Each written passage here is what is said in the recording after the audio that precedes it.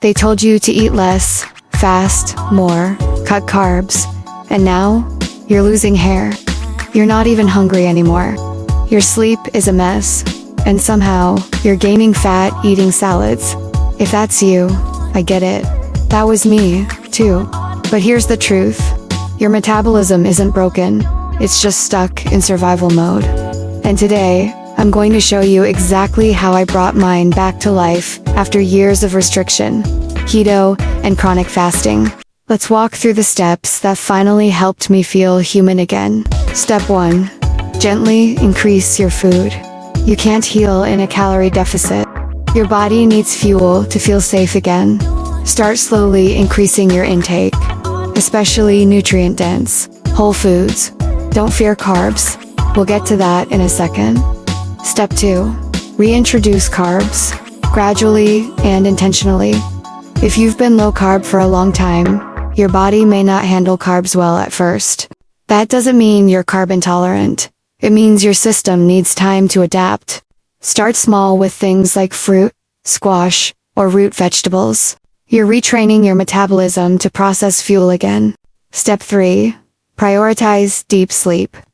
I used to think poor sleep was just something I had to live with. But broken sleep means broken hormones. And broken hormones mean stalled fat loss. Create a nighttime routine. Cut screens before bed. Eat enough during the day.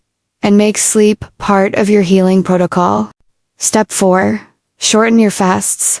When you're already in a stressed state, long fasting windows just pile on more stress. I know it feels counterintuitive, but I made more progress when I ate consistent meals and gave my body steady signals of safety. Step 5. Support your gut. Your gut is the gateway to your metabolism. Years of stress, low fiber, and low variety can wreck it. Add in gut-healing foods like bone broth, fermented veggies, and cooked vegetables. Variety matters, especially if you've been eating the same things over and over. Step 6. Move to heal, not to burn. Exercise shouldn't be punishment. Focus on daily walks, light resistance training, mobility work. Things that make your body feel good, not drained. Recovery is where the magic happens. The truth is, you didn't fail your diet. Your diet failed you. But your body is smart. And with the right signals, it knows how to bounce back. Hit subscribe if this resonates. Because next, I'll show you how I reintroduced carbs without gaining fat, and the exact meals that helped me feel strong, clear-headed, and energized again.